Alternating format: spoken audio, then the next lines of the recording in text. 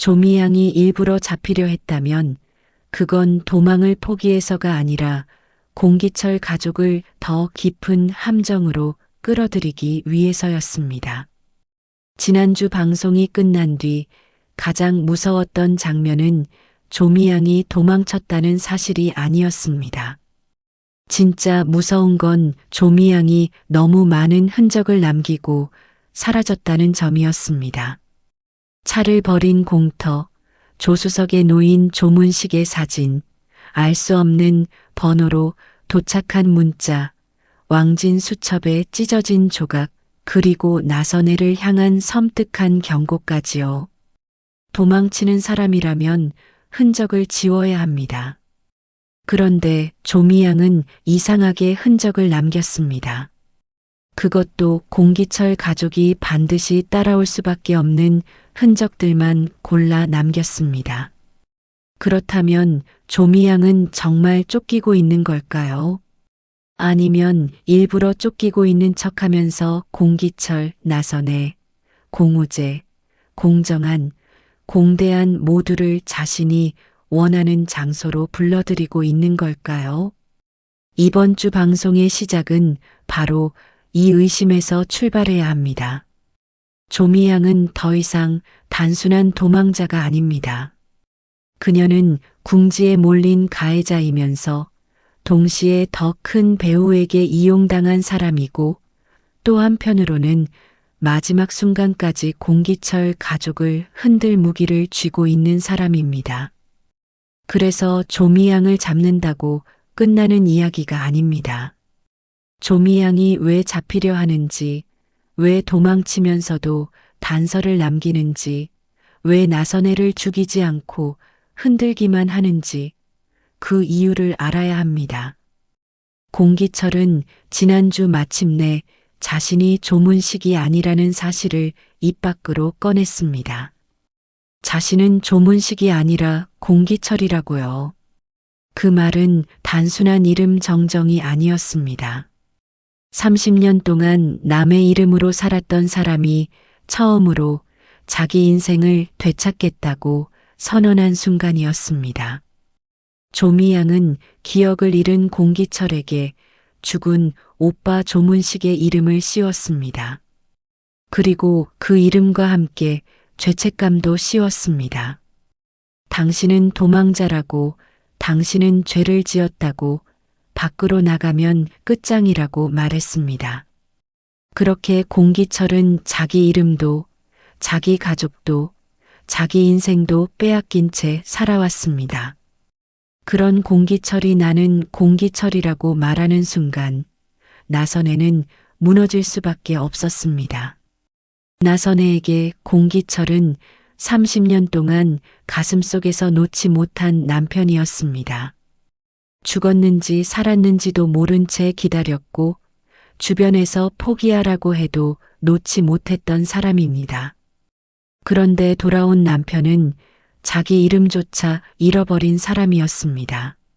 나선혜는 남편을 되찾은 게 아니라 산산이 부서진 남편의 조각을 하나씩 다시 맞춰야 하는 사람이 되었습니다. 공우재도 그 장면을 보며 마음이 흔들렸습니다.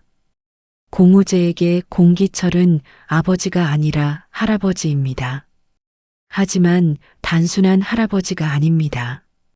공정한과 공대한의 아버지이고 나선혜가 평생 기다린 남편이며 이 집안의 뿌리 같은 사람입니다. 공우재는 할아버지를 믿고 싶었습니다. 하지만 조미양이 만들어 놓은 거짓말이 너무 깊었습니다. 공기철이 정말 피해자인지 아니면 과거에 어떤 죄를 숨기고 있는 사람인지 손자로서 확인해야 했습니다.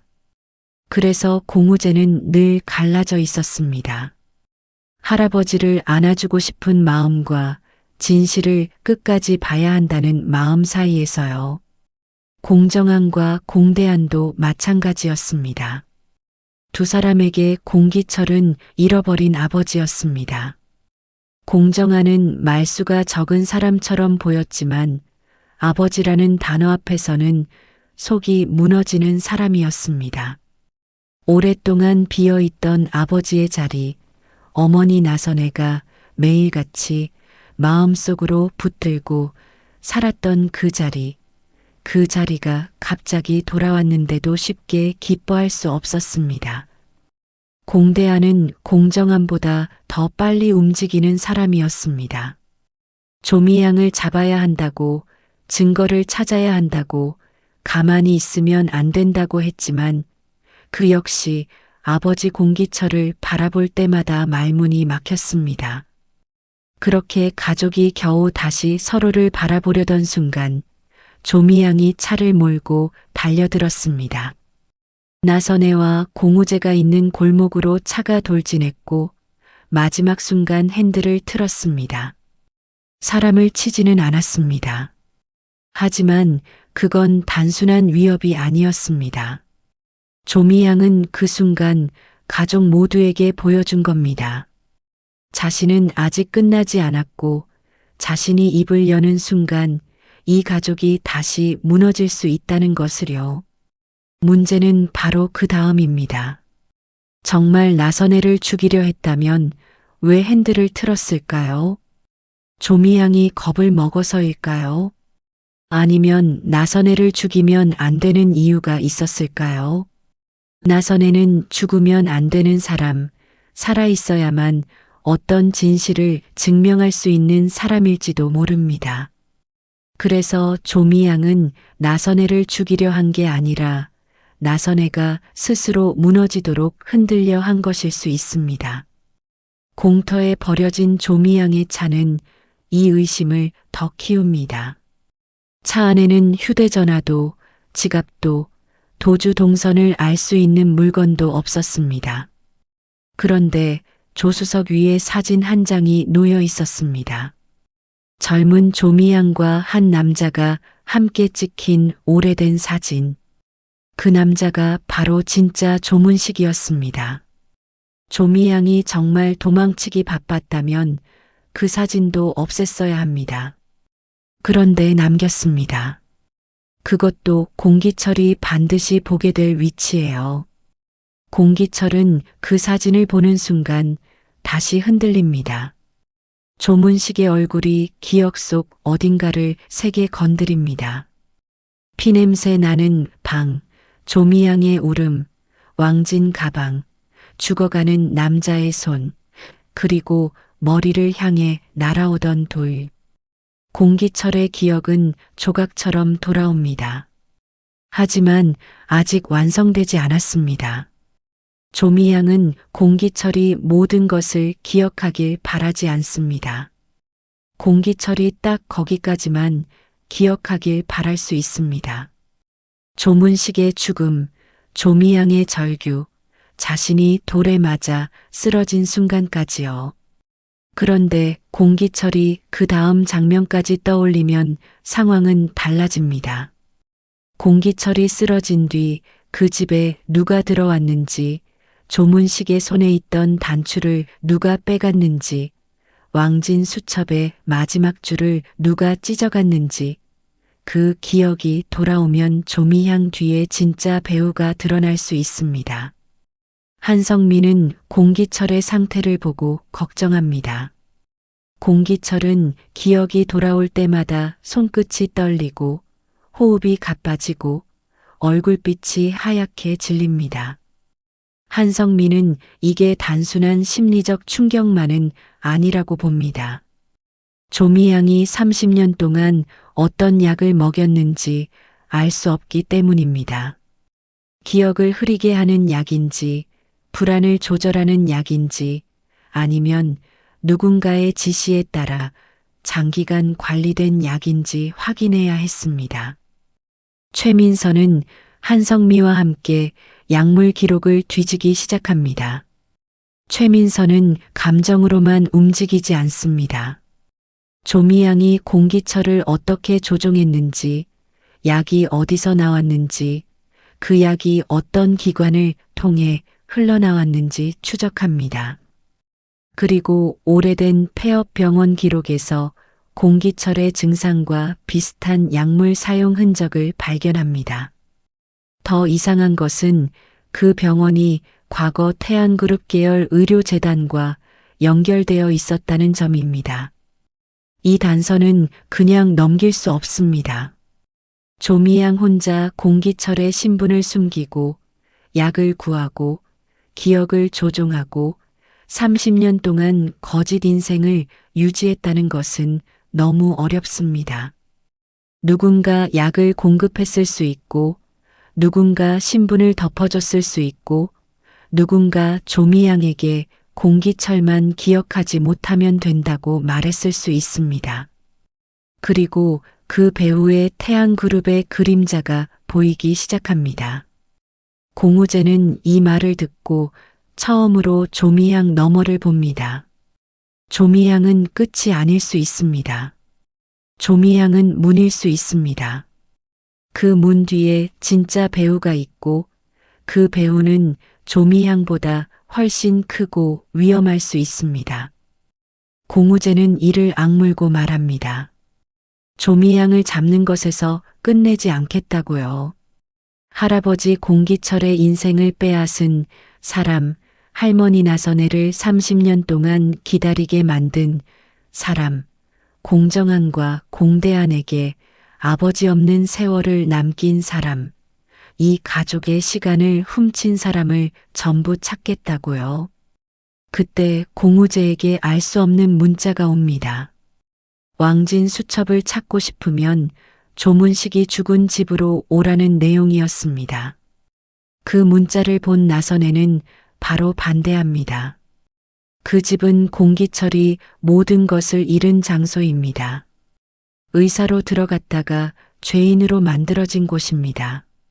나선애에게 그 집은 낡은 폐가가 아니라 남편을 삼켜버린 지옥입니다. 나선애는 공기철을 붙잡습니다. 가지 말자고요. 이제 겨우 돌아왔는데 왜 다시 그곳으로 들어가야 하느냐고요. 공기철은 나선애의 손을 바라봅니다. 30년 동안 놓쳤던 손입니다. 다시는 놓치고 싶지 않은 손입니다. 하지만 공기철은 조용히 말합니다. 도망치려고 가는 게 아니라고요. 이제는 자신을 찾으러 가는 것이라고요. 나선애는 그 말을 듣고 더 붙잡지 못합니다.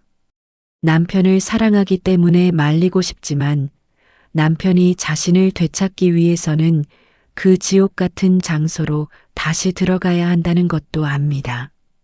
그래서 나선애는 같이 가겠다고 합니다. 공정한은 반대합니다. 어머니까지 위험해질 수 있다고요. 공대한도 조미양의 함정일 수 있다고 말합니다. 하지만 나선애는 물러서지 않습니다. 당신들 아버지가 무너지는 순간이 오면 내가 봐야 해요. 그래야 다시 붙잡을 수 있어요. 이 말에 공정한과 공대한은 아무 말도 하지 못합니다. 나선애는 단순히 기다린 아내가 아닙니다. 무너지는 남편을 다시 세우겠다고 마음먹은 사람입니다. 그날 밤 조문식이 죽은 집으로 가기 전 나선애에게 전화가 걸려옵니다. 번호는 표시되지 않습니다. 공우제가 대신 받으려 하지만 나선애는 손을 들어 막습니다. 그리고 직접 전화를 받습니다. 수화기 너머에서 조미양의 목소리가 들립니다. 나선애 씨, 아직도 공기철이 돌아왔다고 믿어요? 나선애의 손이 굳습니다. 조미양은 낮게 웃습니다. 그 웃음은 여유가 아니라 도끼였습니다. 조미양은 말합니다. 공기철이 이름을 되찾았다고 모든 게 돌아오는 건 아니라고요. 공기철이 기억을 다 찾는 순간 가장 먼저 무너질 사람은 나선애라고요. 나선애는 떨리는 목소리로 말합니다. 당신이 무슨 말을 하든 이제 안 믿어요. 그러자 조미양은 아주 천천히 말합니다. 그래요? 그럼 공기철한테 물어봐요. 조문식이 죽기 전에 왜 당신 이름을 말했는지. 나선애는 순간 아무 말도 못합니다. 조미양이 거짓말을 하고 있다는 걸 알면서도 그 한마디는 나선혜의 마음 깊은 곳을 찌릅니다. 왜 조문식이 자신의 이름을 말했을까요? 자신은 조문식을 알지도 못한다고 생각했습니다. 그런데 조미양은 마치 나선혜가 30년 전 사건의 중심에 있었던 사람처럼 말합니다. 공우제는 결국 전화기를 빼앗아 소리칩니다. 우리 할머니 이름 입에 올리지 마. 하지만 조미양은 공우제에게도 던집니다. 내가 정말 가족을 지키고 싶다면 진실을 끝까지 파헤치지 마. 내가 찾는 진실이 내 할머니를 찌를 테니까. 전화가 끊깁니다. 방 안은 조용해집니다. 나선혜는 아무렇지 않은 척하지만 손끝이 떨립니다. 공우제는 그 손을 봅니다. 그리고 처음으로 깨닫습니다. 자신이 할아버지의 누명을 벗기려고 파헤치는 이 일이 할머니 나선혜를 다치게 할 수도 있다는 것을요. 그날 밤 공우제는 혼자 밖으로 나옵니다. 할아버지를 위해 진실을 찾아야 합니다. 하지만 그 진실 속에 할머니가 있다면 어떻게 해야 할까요? 조미양이 거짓말을 하는 것일 수도 있습니다. 하지만 조미양은 늘 거짓말 속에 아주 작은 진실을 섞어 사람을 흔들었습니다. 그래서 더 무서웠습니다. 공우제는 혼잣말처럼 중얼거립니다. 할아버지를 살리려면 할머니가 아플 수도 있고 할머니를 지키려면 할아버지의 진실을 멈춰야 할 수도 있다는 거냐? 이 장면이 공우제의 첫 번째 감정 클라이맥스입니다. 공우제는 단순히 분노하는 손자가 아닙니다. 할아버지의 억울함과 할머니의 상처 사이에서 찢어지는 손자입니다. 진실이 가족을 구할 수도 있지만 먼저 가족을 찢어놓을 수도 있다는 사실 앞에 서게 됩니다. 공정아는 그런 공우제를 조용히 바라보다가 다가옵니다. 공정아는 말합니다. 내가 혼자 다 짊어지지 말라고요. 공기철은 공우제 혼자 지켜야 할 할아버지가 아니라 자신과 공대안의 아버지이기도 하다고요. 공우제는 그 말을 듣고 처음으로 깨닫습니다. 자신만 아픈 게 아니었습니다. 공정안도 아버지를 잃은 아들이었고 공대안도 아버지를 잃은 아들이었습니다. 이 가족 모두가 같은 상처를 다른 방식으로 견디고 있었습니다. 공대안은 더 직접적으로 움직입니다. 조미양의 차량 번호 일부, 공터 주변 CCTV, 태양그룹 협력업체 차량 동선까지 확인하겠다고 말합니다. 공대안은 감정보다 행동으로 움직이는 사람입니다. 그는 공우제에게 말합니다. 너는 할아버지랑 할머니 곁에 있어. 밖에서 쫓는 건 내가 할게. 이렇게 가족의 역할이 나뉩니다. 공정아는 나선혜와 공기철의 감정 중심을 붙들고 공대안은 조미향과 배우의 외부 동선을 추적하고 공우제는 할아버지의 기억과 할머니의 숨겨진 과거 사이로 들어갑니다. 그리고 마침내 공기철 일행은 조문식이 죽은 집에 도착합니다. 집은 오래 방치되어 있습니다. 문은 낡았고 벽은 갈라졌고 방 안에는 먼지가 내려앉아 있습니다. 하지만 공기철에게 그곳은 낯선 곳이 아닙니다. 머리는 잊었지만 몸이 기억합니다. 문턱을 넘는 순간 심장이 세차게 뛰고 손끝이 차가워지고 숨이 막히듯 가빠집니다. 첫 번째 기억이 밀려옵니다. 공기철은 그날 밤 왕진 가방을 들고 그 집에 들어왔습니다. 조미양은 바닥에 주저앉아 울고 있었고 조문식은 피를 흘리며 쓰러져 있었습니다. 조미양은 오빠를 살려달라고 매달렸습니다. 공기철은 의사였습니다. 어떤 사정이 있든 눈앞에 죽어가는 사람을 먼저 살려야 했습니다. 공기철은 조문식의 맥박을 확인했고 상처를 살폈고 응급 처치를 시작했습니다. 하지만 상태는 너무 좋지 않았습니다. 상처는 깊었고 출혈은 많았고 조문식의 의식은 희미했습니다. 공기철은 병원으로 옮겨야 한다고 말했습니다. 그런데 조미양이 막아섰습니다. 병원은 안 된다고요. 병원에 가면 다 들킨다고요. 공기철은 그 말에서 이상함을 느꼈습니다. 죽어가는 오빠 앞에서 병원을 거부한다는 건 단순한 두려움이 아니었습니다. 조미양은 조문식이 죽는 것보다 조문식이 살아서 병원에 가는 것을 더 두려워하는 사람처럼 보였습니다. 공기철은 그때 조문식의 손을 보았습니다. 조문식의 손에는 무언가가 꽉 쥐어져 있었습니다. 작은 금색 단추였습니다. 피가 묻어 있었고 희미하게 문양이 보였습니다.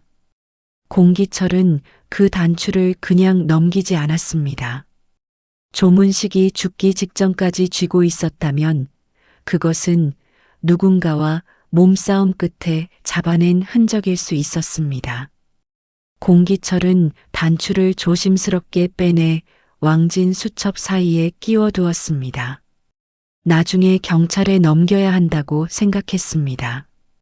현실로 돌아온 공기철은 떨리는 목소리로 말합니다.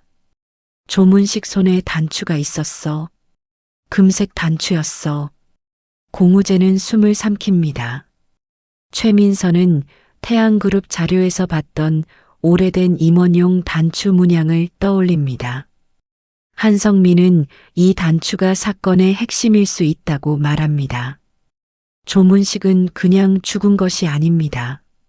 죽기 직전 누군가의 흔적을 붙잡고 있었습니다. 공기철은 그 증거를 수첩에 넣었습니다. 그런데 지금 그 단추는 없습니다. 누가 가져간 걸까요? 바로 그때 집 밖에서 작은 소리가 들립니다. 공대안이 밖으로 뛰쳐나가지만 사람은 이미 사라지고 없습니다. 대신 문틈 아래에 봉투 하나가 남아 있습니다. 봉투 안에는 왕진 수첩에서 찢겨나온 종이 한 장이 들어 있습니다. 공기철의 필체로 조문식의 상처 위치, 출혈 상태, 맥박이 적혀 있습니다. 그런데 가장 중요한 마지막 줄만 찢겨나가 있습니다. 누군가 결정적인 문장만 없앤 겁니다. 공우재는 분노합니다. 조미양이 또 장난치는 거라고 생각합니다. 하지만 한성민은 고개를 젓습니다. 이건 조미양의 방식과 다르다고요. 조미양은 감정적으로 몰아붙이는 사람입니다. 그런데 이 봉투는 너무 계산적입니다. 사진을 남기고 집으로 부르고 찢어진 수첩을 흘리고 마지막 줄만 숨기는 방식은 조미양 혼자 움직이는 것처럼 보이지 않습니다. 누군가 공기철 가족을 원하는 방향으로 끌고 가고 있습니다. 여기서 첫 번째 큰 반전이 터집니다. 조미양이 도망치며 남긴 단서들은 실수가 아닙니다. 누군가가 조미양을 이용해 공기철 가족을 조문식의 집으로 유도하고 있는 겁니다.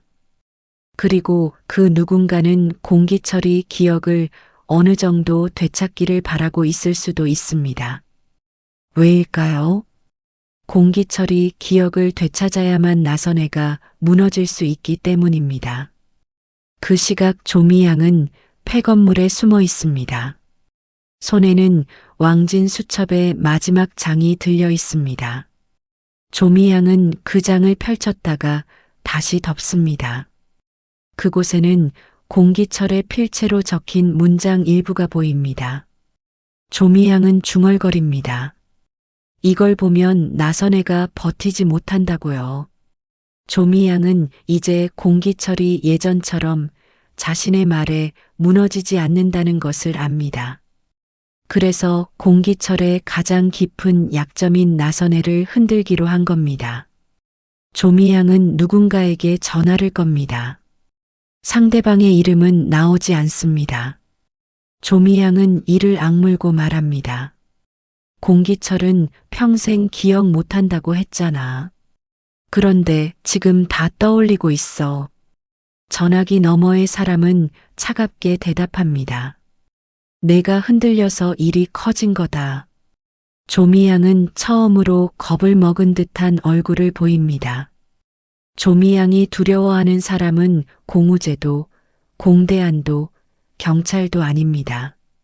30년 동안 조미향의 목줄을 쥐고 있던 사람입니다. 그리고 그 배후는 태안그룹과 연결되어 있을 가능성이 큽니다. 이때 이야기는 온정시장으로 넘어갑니다. 태안그룹에서는 온정시장 개발이 빠르게 진행되고 있습니다. 백이사는 온정시장 일대를 신사업 부지로 만들려 합니다. 겉으로는 지역 발전, 안전 개선, 노후 시설 정비라는 명분입니다. 하지만 실제로는 오래된 시장 사람들을 밀어내고 양선출의 한의원과 공주와의 새 사무실, 조문식이 죽은 집 주변까지 한꺼번에 정리하려는 계획입니다. 처음엔 개발처럼 보였습니다.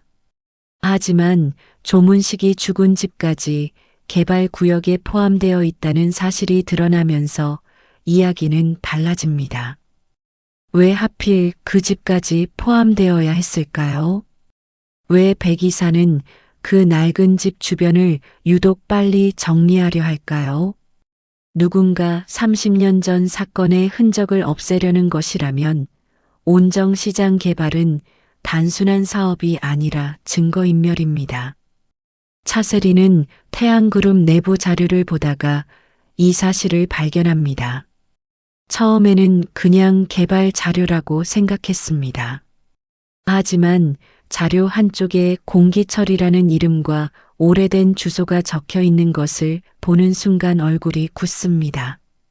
그 주소는 공우제가 쫓고 있는 조문식 사망 장소와 겹쳐 있었습니다. 개발 자료에 왜 공기철의 이름이 있어야 할까요? 왜 30년 전 사건 현장이 개발 구역 핵심으로 표시되어 있을까요? 차세리는 갈등합니다. 자료를 양현빈이나 공주아에게 넘기면 자신도 위험해질 수 있습니다. 태양그룹을 배신하는 일이 될 수 있습니다. 하지만 아무것도 하지 않으면 공기철 가족과 온정시장 사람들은 진실도 모른 채 밀려날 수 있습니다. 최은선은 그런 차세리의 흔들림을 눈치챕니다. 최은선은 차세리에게 묻습니다. 뭘 받느냐고요? 차세리는 아무것도 아니라고 넘기려 하지만 최은선은 말합니다. 모른 척하는 동안 누군가는 정말 사라질 수 있어. 이 말은 차세리를 찌릅니다. 차세리는 완전히 착한 사람이어서 움직이는 게 아닙니다. 두렵지만 봐버린 것을 없던 일로 할 수 없어서 움직이는 사람입니다. 그래서 더 현실적입니다. 차세리는 결국 자료 일부를 익명으로 양현빈에게 보냅니다. 양현빈은 자료를 보고 충격을 받습니다. 온정시장 개발 구역, 양선출의 한의원, 공주아의 새 사무실, 조문식이 죽은 집, 그리고 공기철의 이름이 하나의 선으로 연결되어 있었습니다. 양현빈은 이제 이 일이 단순한 개발 반대가 아니라는 것을 깨닫습니다. 개발이 진행되면 공주아의 새 출발이 무너지는 것만이 아니라 공기철의 누명을 벗길 수 있는 현장까지 사라질 수 있습니다. 공주아는 이 사실을 듣고 한동안 말을 잃습니다. 공주아는 태안에서 밀려난 뒤 겨우 다시 시작한 사람입니다. 자신을 믿고 따라온 직원들과 작은 사무실에서 다시 옷을 만들려 했습니다. 그런데 이제는 그 공간까지 누군가의 계산 속에서 사라질 위기입니다. 처음에는 억울했습니다. 하지만 곧 더 큰 것을 봅니다. 자신만 밀려나는 것이 아니라 이 시장 전체가 누군가의 손에 쥐어지고 있다는 사실을요. 공주와는 양현빈에게 말합니다. 한번 밀려나 보니까 알겠더라고요. 사람은 그냥 사라지는 게 아니라 누군가에게 지워지는 거였어요. 이 말은 공주와의 감정이 깊어지는 순간입니다. 공주와는 자기 일만 지키는 사람이 아니라 자신처럼 밀려날 사람들을 보기 시작합니다. 그러나 온정 시장 사람들을 설득하는 일은 쉽지 않습니다. 누군가는 보상금을 받고 나가자고 말합니다. 누군가는 대기업을 이길 수 없다고 말합니다. 누군가는 공주와에게 묻습니다. 당신이 우리 월세 내줄 거냐고요? 당신이 우리 손에 책임질 거냐고요? 공주와는 아무 말도 못합니다. 그 질문은 잔인하지만 현실적입니다. 그때 양선출이 나섭니다. 양선출은 큰 소리를 내지 않습니다. 다만 천천히 말합니다. 돈이 급해서 나가는 사람을 욕하지 말자고요. 하지만 협박 때문에 떠나는 것이라면 그건 선택이 아니라 쫓겨나는 거라고요.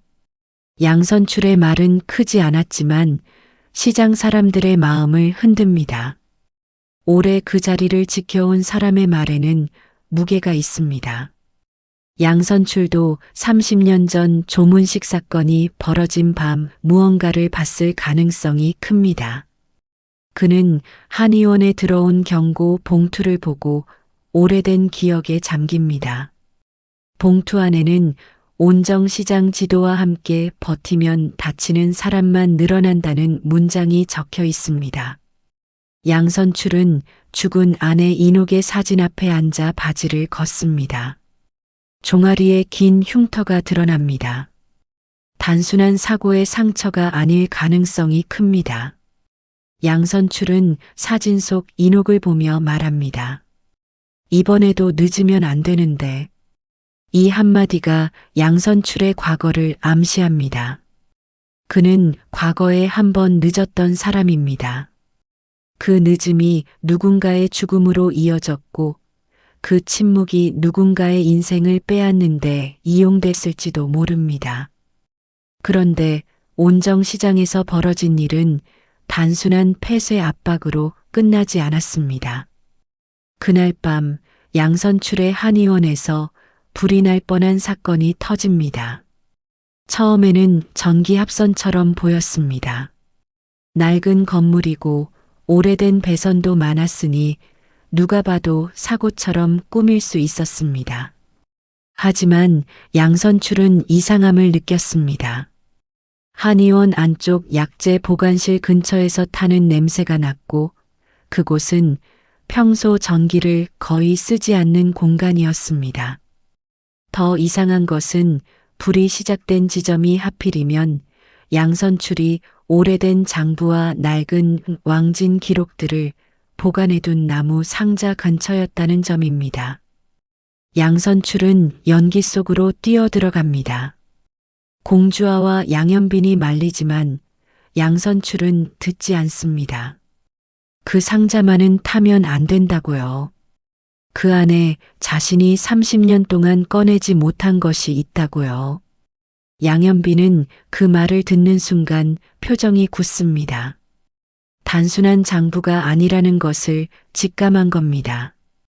불은 크게 번지기 전에 꺼집니다. 하지만 약재 보관실은 엉망이 되었고 나무 상자 일부는 이미 그을렸습니다. 양선출은 떨리는 손으로 상자를 열어봅니다. 그 안에는 오래된 진료 기록, 약재 거래, 장부, 그리고 누렇게 변한 봉투 하나가 들어 있습니다. 봉투 겉면에는 날짜 하나가 적혀 있습니다. 조문식이 죽었던 바로 그날 밤과 같은 날짜입니다. 공주아는 숨을 삼킵니다. 양현빈은 양선출을 바라봅니다. 양선출은 한참 동안 봉투를 열지 못합니다. 30년 동안 묻어둔 기억이 지금 손끝에서 다시 살아나는 것 같았기 때문입니다. 양선출은 결국 봉투를 엽니다. 그 안에는 찢어진 천 조각 하나와 작은 사진 한 장, 그리고 오래된 메모가 들어 있습니다. 천 조각에는 피가 묻어 있고 금색 실로 새겨진 문양 일부가 남아 있습니다. 태양그룹의 오래된 문양과 닮은 표시였습니다. 양현빈은 그 천 조각을 보는 순간 얼굴이 굳습니다. 태양그룹 내부 자료에서 봤던 오래된 임원복의 안감 문양과 너무 비슷했기 때문입니다. 공주아가 묻습니다. 이걸 왜 지금까지 숨기고 계셨어요? 양선출은 한참 동안 대답하지 못합니다. 그러다 겨우 입을 엽니다. 숨긴 게 아니라 무서워서 못 꺼낸 겁니다. 양선출은 30년 전 그 밤 조문식이 죽은 집 근처에서 피 묻은 남자가 도망치는 것을 봤다고 말합니다. 그리고 그 남자를 쫓다가 몸싸움 끝에 옷자락 일부를 붙잡았다고 합니다. 하지만 남자는 도망쳤고 양선출은 다리에 큰 상처를 입었습니다. 그때 떨어진 천 조각을 양선출이 주었던 겁니다. 그런데 문제는 그 다음이었습니다. 며칠 뒤 누군가 양선출을 찾아왔습니다. 경찰도 아니고 조미향도 아니었습니다. 정장을 입은 낯선 남자였습니다. 그 남자는 양선출에게 말했습니다. 그날 밤 본 것은 잊으라고요. 괜히 입을 열면 양선출 혼자 다치는 것이 아니라 아내 인호까지 위험해질 거라고요. 양선출은 그 말을 듣고 무너졌습니다. 진실을 말해야 한다는 것을 알았지만 인옥을 지키고 싶었습니다. 그래서 침묵했습니다. 그 침묵이 30년이 되었습니다.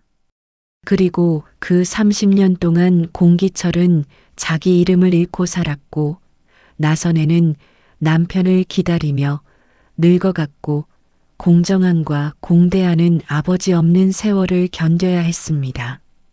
양선출은 그 사실을 알면서도 끝내 입을 열지 못했습니다. 양선출은 무너진 목소리로 말합니다. 그때 제가 말했어야 했습니다. 제가 그때 겁먹지 않았어야 했습니다. 이 장면에서 공주아는 양선출을 쉽게 비난하지 못합니다. 침묵은 분명 잘못입니다. 하지만 그 침묵 뒤에 가족을 지키려던 두려움이 있었다는 것도 알기 때문입니다. 양현빈 역시 말문이 막힙니다. 양선출의 침묵과 양동익의 침묵이 겹쳐 보였기 때문입니다. 권력 앞에서 가족을 지키려다 진실을 외면한 어른들. 그 침묵이 결국 다음 세대까지 상처를 남긴 겁니다. 그때 공주아가 한의원 바닥에서 또 다른 물건을 발견합니다. 불을 지르려던 사람이 급하게 빠져나가며 떨어뜨린 것으로 보이는 작은 금속 배지였습니다. 배지에는 현재 태양그룹 로고가 아니라 오래전 태양그룹 창립 초기에 사용하던 문양이 새겨져 있었습니다. 양현빈은 그 배지를 보는 순간 바로 알아봅니다. 차세리가 보낸 내부 자료 속 오래된 기념품 목록에 있던 문양이었습니다. 이제 온정시장 화재 미수 사건은 단순한 협박이 아니게 됩니다. 누군가 양선출의 한의원에 숨겨진 30년 전 증거를 없애려 했습니다. 그것도 공기철의 왕진 수첩, 태안 단추, 조문식의 죽음과 연결될 수 있는 증거를요. 양현빈은 즉시 공우재에게 연락합니다. 공우재는 양선출의 한의원에서 발견된 천 조각과 배지 사진을 받는 순간 숨이 멎는 듯합니다. 공기철이 기억해낸 금색 단추, 조문식의 손에 쥐어져 있던 흔적, 태양그룹의 오래된 문양, 그리고 양선출이 30년 동안 숨겨온 천 조각이 하나로 이어지기 때문입니다. 공우제는 낮게 말합니다. 이제 온정시장은 그냥 개발구역이 아니야. 할아버지 누명을 벗길 증거가 묻힌 곳이야. 이 말로 온정시장 파트가 완전히 살아납니다. 공주아와 양현빈이 온정시장을 지키려는 이유도 더 강해집니다. 단순히 삶의 터전을 지키는 것이 아니라 공기철에 잃어버린 30년을 되찾을 마지막 현장을 지키는 싸움이 되는 겁니다. 양선출은 그을린 장부를 품에 안고 공기철에게 가겠다고 말합니다. 이제 더는 숨지 않겠다고요. 늦었지만 이번에는 늦지 않겠다고요. 공주아는 그런 양선출을 바라보며 처음으로 이 싸움의 무게를 실감합니다. 온정시장이 무너지면 가게 몇 개가 사라지는 것이 아닙니다. 누군가의 억울함을 밝힐 마지막 증거까지 함께 사라질 수 있습니다. 그리고 이 사건은 태양그룹 쪽에도 바로 전달됩니다.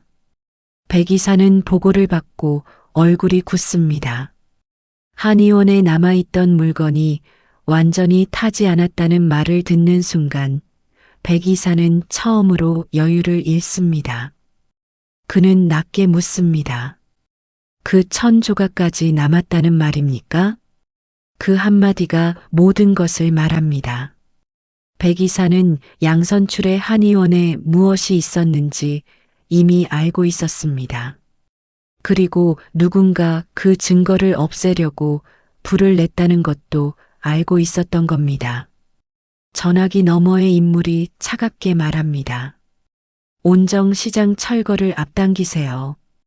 증거가 사람 손에 들어가기 전에 장소부터 없애야 합니다. 이 말로 온정시장은 단순한 배경이 아니라 이번 사건의 핵심 전장이 됩니다. 이제 시청자는 알게 됩니다. 태양그룹이 온정시장을 밀어붙이는 이유는 돈 때문만이 아닙니다. 그곳에 30년 전 조문식 사건, 공기철의 누명, 나선혜가 알면 안 되는 아이, 그리고 태양그룹을 무너뜨릴 증거가 남아있기 때문입니다. 이후 조미양이 양선출에게 전화를 겁니다. 당신도 봤잖아. 그날 밤 공기철이 쓰러진 뒤 누가 그 집에 들어갔는지. 양선출은 아무 말도 하지 못합니다. 만약 조미양의 말이 완전한 거짓이라면 바로 끊었을 겁니다. 하지만 그는 끊지 못합니다. 그 침묵이 모든 것을 말합니다. 양선출은 무언가를 받습니다. 그리고 30년 동안 말하지 못했습니다. 양동익의 갈등도 시작됩니다. 양동익은 이미 백이사와 황의원 쪽 제안을 받은 상태입니다. 양동익은 현실적인 사람입니다. 돈의 흐름과 권력의 방향을 모른 척하지 않습니다. 개발이 가져올 이익도 알고 태양그룹과 관계를 유지하는 것이 얼마나 유리한지도 압니다. 하지만 양현빈은 아버지에게 물러서지 않습니다. 아버지가 태양그룹 편에 서면 저는 온정시장 사람들 편에 설 수밖에 없습니다. 양동익은 화를 냅니다. 세상은 그렇게 단순하지 않다고 말합니다. 하지만 양현빈은 대답합니다. 세상이 복잡하다고 해서 잘못된 걸 모른 척해도 되는 건 아니잖아요. 양동익은 말문이 막힙니다. 아들이 어리다고 생각했는데 이제 보니 자신보다 더 정직하게 보고 있었습니다. 양동익은 처음으로 자신이 판을 움직이는 사람이 아니라 태양그룹이 만든 판 위에 올라선 말일지도 모른다는 불안을 느낍니다. 양동익은 백이사를 다시 만납니다. 백이사는 아무 일도 없다는 듯 개발 자료를 펼쳐놓습니다. 양동익은 묻습니다. 왜 하필 조문식이 죽은 집까지 개발 구역에 넣어야 하느냐고요. 그 낡은 집 하나가 그렇게 중요하냐고요. 백이사의 표정이 아주 잠깐 굳습니다. 정말 짧은 순간입니다. 하지만 양동익은 놓치지 않습니다. 백이사는 곧바로 웃으며 오래된 건물이니 안전 문제 때문이라고 말합니다. 그러나 양동익은 더 이상 그 웃음을 믿지 않습니다. 이후 양동익은 겉으로는 협조하는 척하지만 뒤로는 오래된 개발 자료와 의료재단 기록을 맞춰봅니다. 그리고 조문식이 죽은 날을 전후해 태양그룹 계열 의료재단에서 폐기된 약품 기록이 있다는 사실을 발견합니다. 더 이상한 것은 그 폐기 책임자 명단 일부가 사라졌다는 점입니다. 이 기록은 최민서가 찾은 약물 단서와 연결될 수 있습니다. 양동익은 확신합니다. 태양그룹은 땅만 노리는 게 아닙니다. 오래된 의료 기록과 사건 현장을 동시에 지우려 하고 있습니다. 하지만 양동익은 이 사실을 바로 양현빈에게 말하지 않습니다. 아직 증거가 완전하지 않기 때문입니다. 그리고 아들 양현빈까지 위험해질 수 있기 때문입니다. 그래서 양동익은 겉으로는 백이사 편에 선 것처럼 보이며 시간을 벌기로 합니다. 이 선택 때문에 양현빈은 아버지를 더 오해합니다. 부자 갈등은 더 깊어집니다. 차세리 쪽도 위기가 커집니다. 차세리는 백이사의 감시를 피해 두 번째 자료를 빼냅니다. 이번 자료에는 온정시장 개발 일정표와 함께 기록 회수 전 철거 보류라는 문구가 있습니다. 차세리는 이 문장을 보는 순간 확신합니다. 태양그룹은 무언가를 찾고 있습니다. 혹은 무언가를 없애려 하고 있습니다. 차세리가 자료를 보내려는 순간 사무실 문이 열립니다. 백이사가 들어옵니다. 차세리는 휴대전화를 뒤집어 놓습니다. 백이사는 천천히 다가와 묻습니다. 누구에게 보내고 있었냐고요? 차세리는 업무 메시지라고 대답합니다. 백이사는 웃으며 말합니다. 회사 안에서 가장 무서운 건 실수가 아니라 배신입니다. 차세리는 아무렇지 않은 척하지만 등 뒤로 식은땀이 흐릅니다. 백이사는 휴대전화를 보자고 하지는 않습니다. 대신 더 무섭게 말합니다. 다음에는 확인하고 묻겠다고요. 차세리는 그 말이 마지막 경고임을 압니다. 최은서는 차세리에게 말합니다. 이제 돌아갈 수 없다고요. 차세리는 화를 냅니다. 왜 자신을 몰아붙이느냐고요. 자신은 원래 이런 싸움에 끼고 싶지 않았다고요. 최은서는 조용히 말합니다. 끼고 싶지 않아도 이미 봐버렸으면 책임이 생겨. 차세리는 아무 말도 못합니다. 두렵지만 이제는 멈출 수 없습니다. 다시 공기철 가족 쪽으로 돌아오면 양선출은 결국 공기철을 찾아옵니다. 공기철과 양선출이 마주 앉는 장면은 이번 주 중반부의 큰 감정 클라이맥스입니다. 공기철은 양선출에게 묻습니다. 그날 밤을 알고 있느냐고요. 양선출은 한참 동안 고개를 들지 못합니다. 그러다 겨우 말합니다.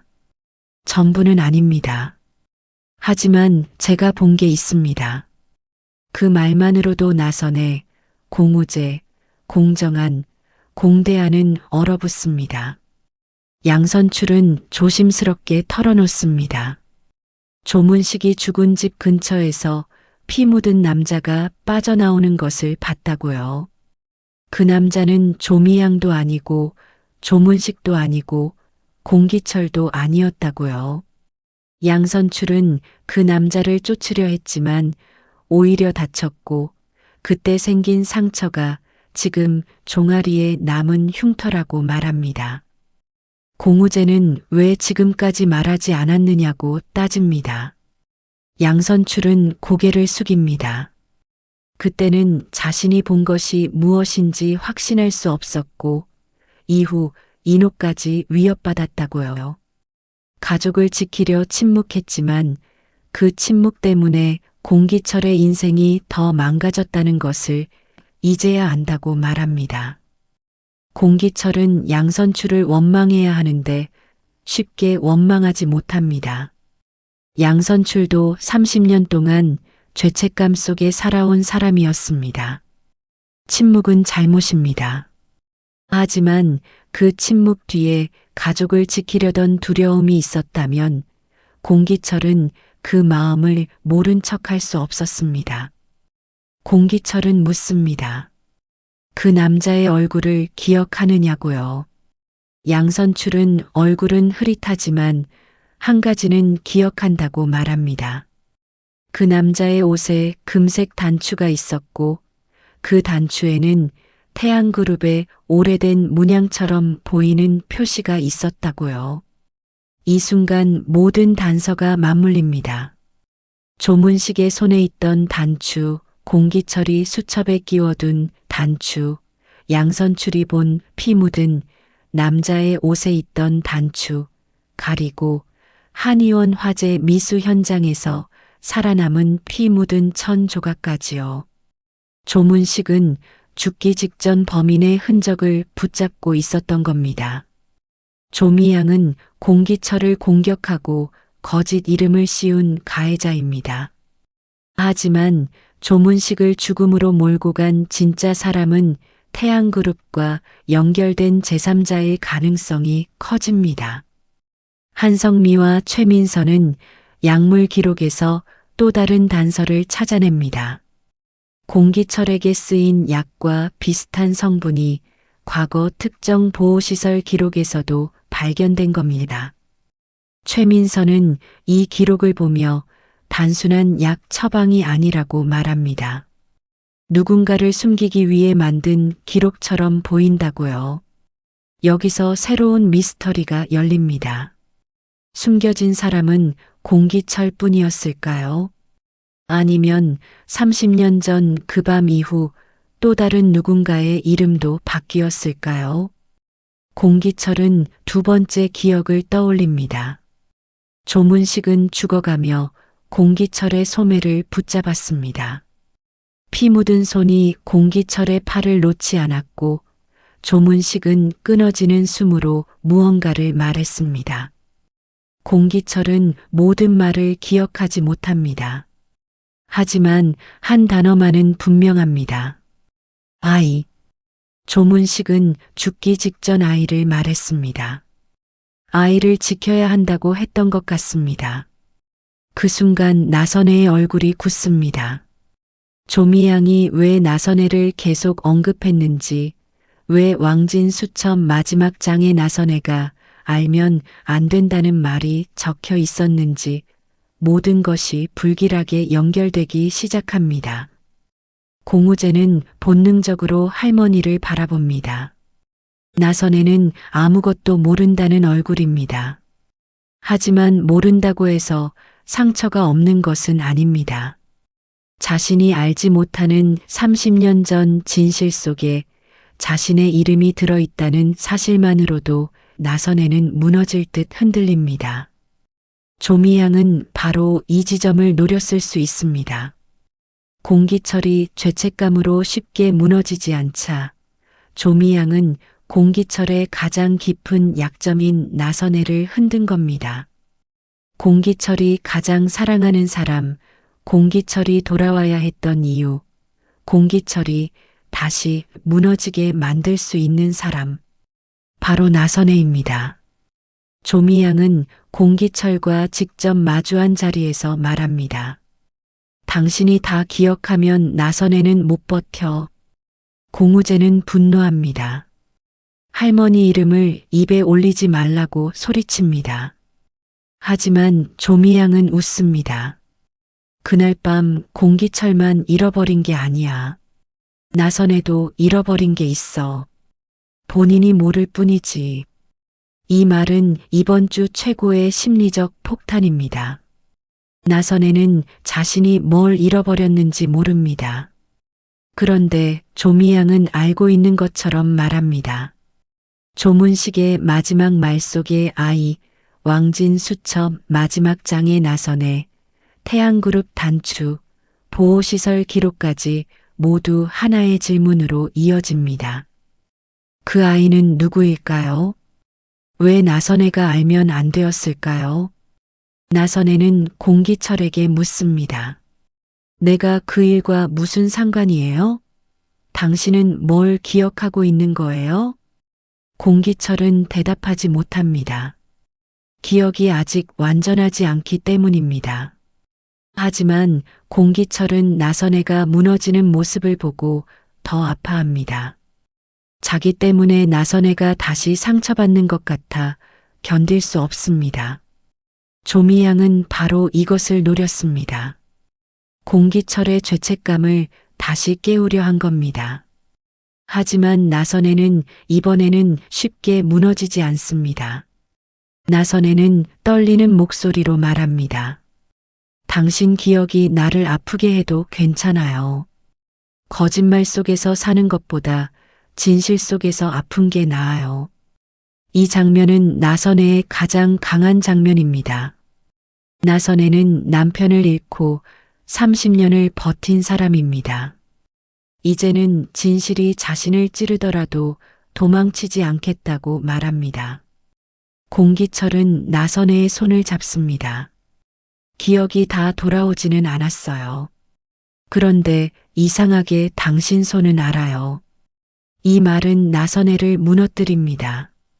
조미양이 30년 동안 공기철의 이름을 바꾸고 기억을 흐리게 만들었지만 공기철 마음 가장 깊은 곳에 남아있던 사람은 조미양이 아니라 나선애였습니다.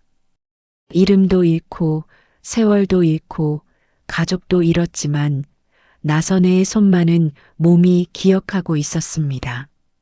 하지만 따뜻한 순간은 오래가지 못합니다. 최민서가 보호시설 기록을 더 확인하던 중 오래된 입소자 명단 일부를 찾아냅니다. 이름은 지워져 있고 생년월일도 일부만 남아 있습니다. 그런데 보호자란에 적힌 흔적이 이상합니다. 완전한 이름은 아니지만 나선애를 떠올리게 하는 일부 글자가 남아 있습니다. 최민서는 이 기록을 보고 얼굴이 굳습니다. 아직 확정할 수는 없습니다. 하지만 나선애의 이름과 너무 비슷합니다. 한성민은 이 기록을 지금 공우재에게 보여줘야 하는지 고민합니다. 공우재는 이미 한계에 가깝습니다. 할아버지의 기억, 할머니를 향한 조미양의 협박, 태양그룹의 배후, 온정 시장 개발까지 한꺼번에 몰려오고 있습니다. 하지만 숨기면 더 위험합니다. 진실은 늦게 말할수록 더 아프기 때문입니다.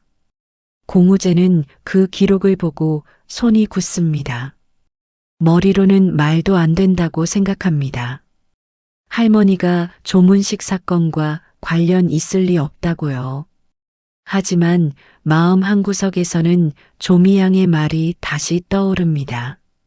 나선애가 알면 안 된다는 말, 조문식이 아이를 말했다는 기억, 보호시설 기록의 흔적까지요.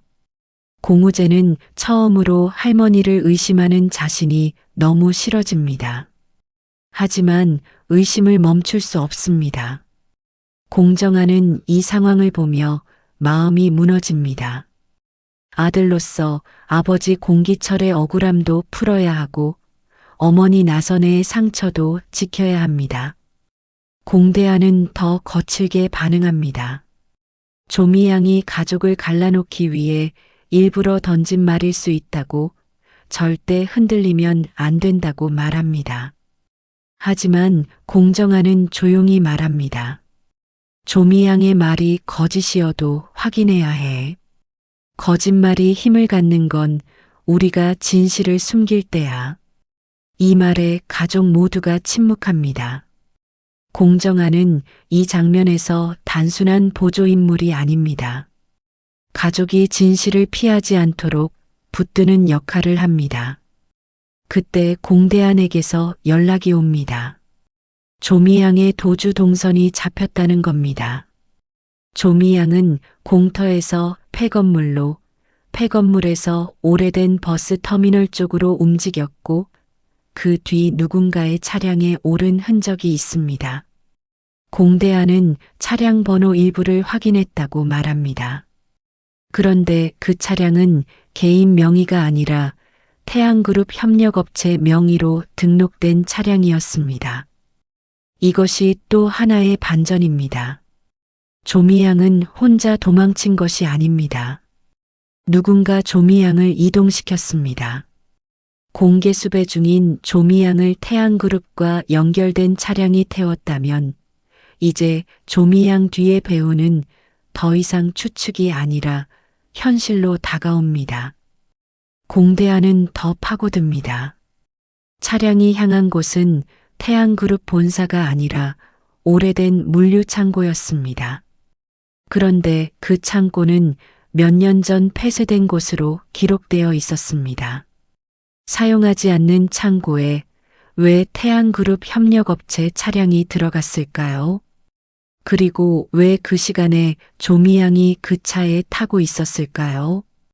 공대안은 혼자 움직이려 하지만 공정안이 말립니다. 너무 위험하다고요. 하지만 공대안은 말합니다. 아버지가 30년을 빼앗겼어. 어머니는 30년을 기다렸고 이제라도 누군가는 뛰어야지. 공대안의 이 말은 그의 감정선을 살립니다. 그는 단순히 추적 담당이 아닙니다.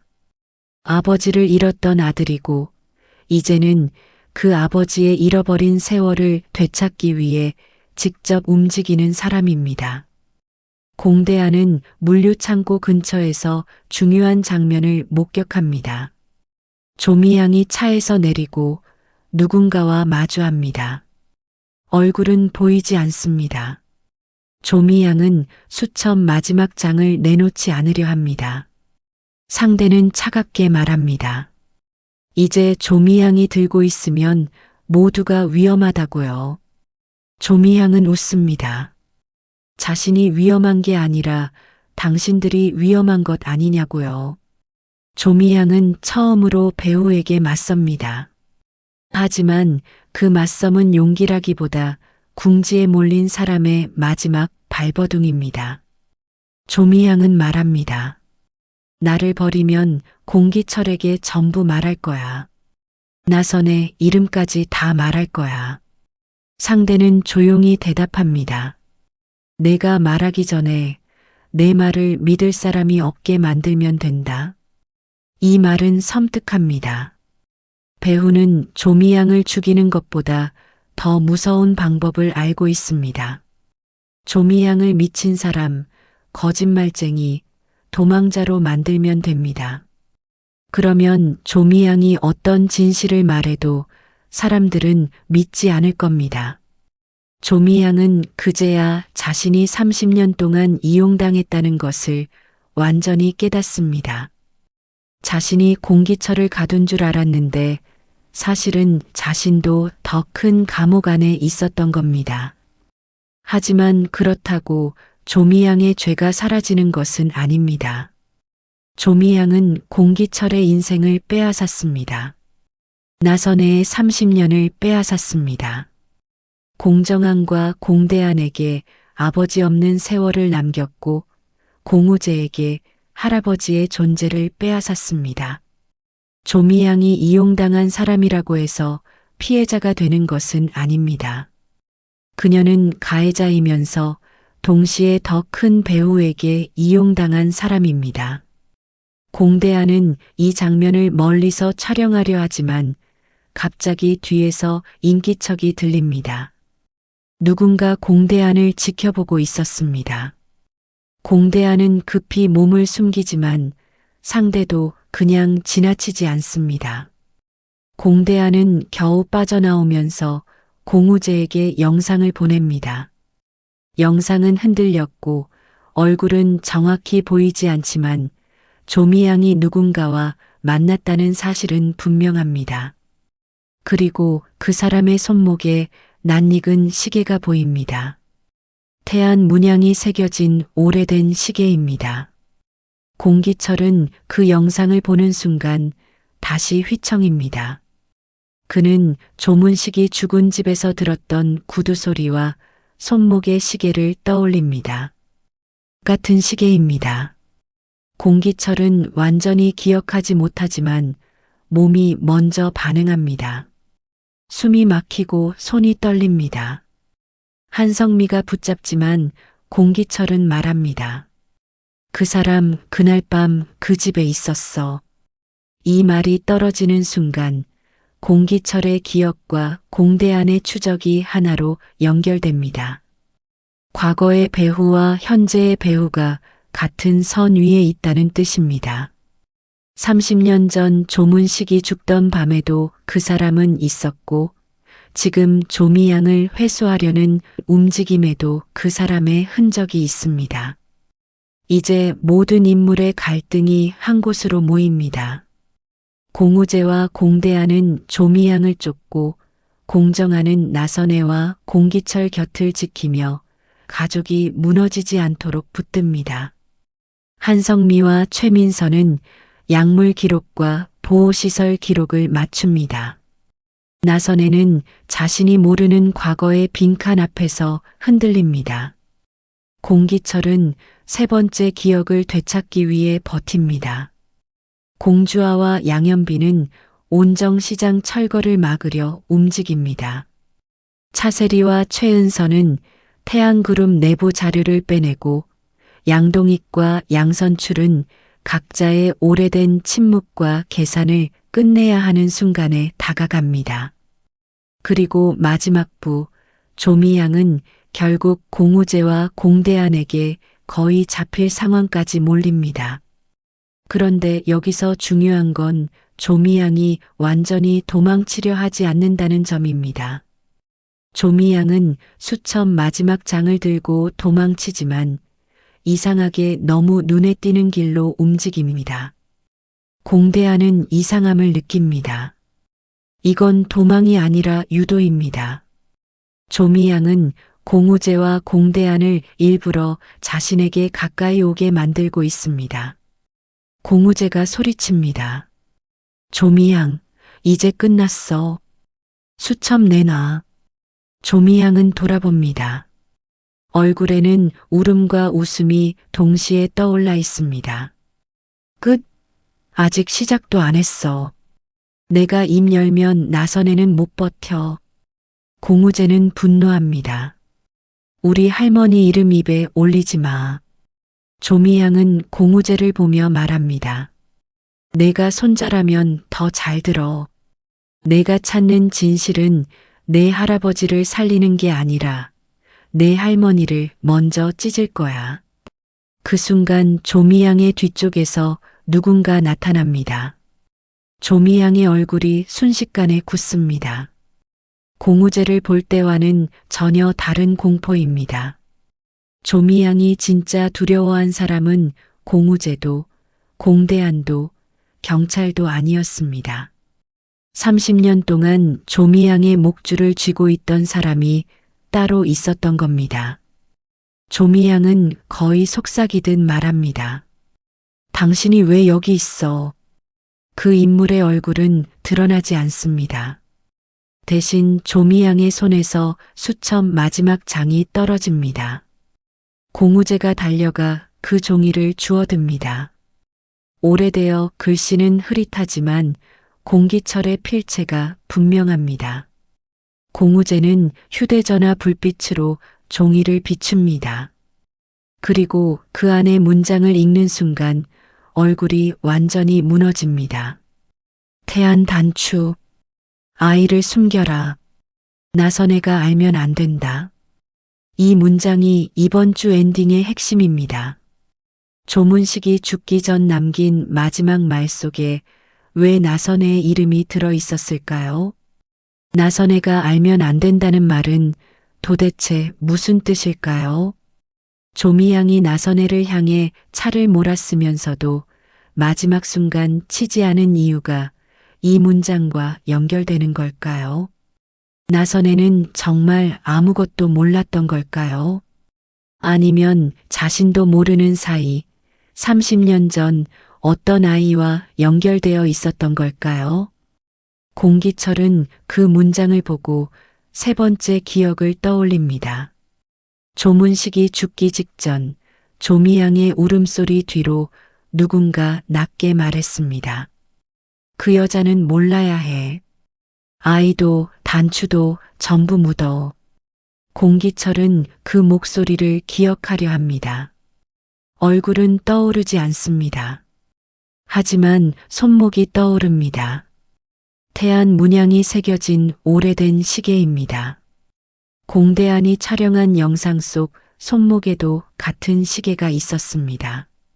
그 순간 나선혜에게도 이상한 기억 하나가 스칩니다. 아주 오래전 공기철이 사라지기 며칠 전 밤이었습니다. 공기철은 나선혜에게 무언가 말하려다 멈췄습니다. 혹시 내가 늦게 들어오면 거기까지 말하고 공기철은 웃으며 아무것도 아니라고 했습니다. 나선혜는 그때 별일 아니라고 생각했습니다. 그런데 지금 떠올려 보니 공기철은 이미 무언가를 알고 있었던 사람처럼 보였습니다. 공기철은 단순히 왕진을 간 것이 아니라 누군가의 부탁을 받고 조문식을 만나러 간 것일 수도 있습니다. 그리고 그 부탁은 조문식 한 사람을 살리는 일이 아니라 어떤 아이를 숨기거나 지키는 일과 연결되어 있었을지도 모릅니다. 나선혜는 공기철을 바라봅니다. 공기철은 아직 모든 것을 기억하지 못합니다. 하지만 두 사람은 압니다. 이제 과거는 공기철 혼자만의 기억이 아닙니다. 나선혜의 잃어버린 시간까지 건드리기 시작했습니다. 마지막 장면은 백이사의 사무실로 이어집니다. 백이사는 어두운 사무실에서 누군가와 통화합니다. 백이사는 말합니다. 조미양이 더는 버티지 못할 것 같습니다. 공기철도 거의 다 기억했습니다. 공대안 쪽도 영상을 확보한 것 같습니다. 전화기 너머의 인물은 아주 낮은 목소리로 말합니다. 공기철은 건드리지 마.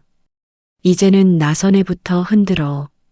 가족이 무너지면 공기철은 기억을 버릴 거야. 백이사는 잠시 침묵하다가 묻습니다. 아이 쪽은 어떻게 하겠습니까?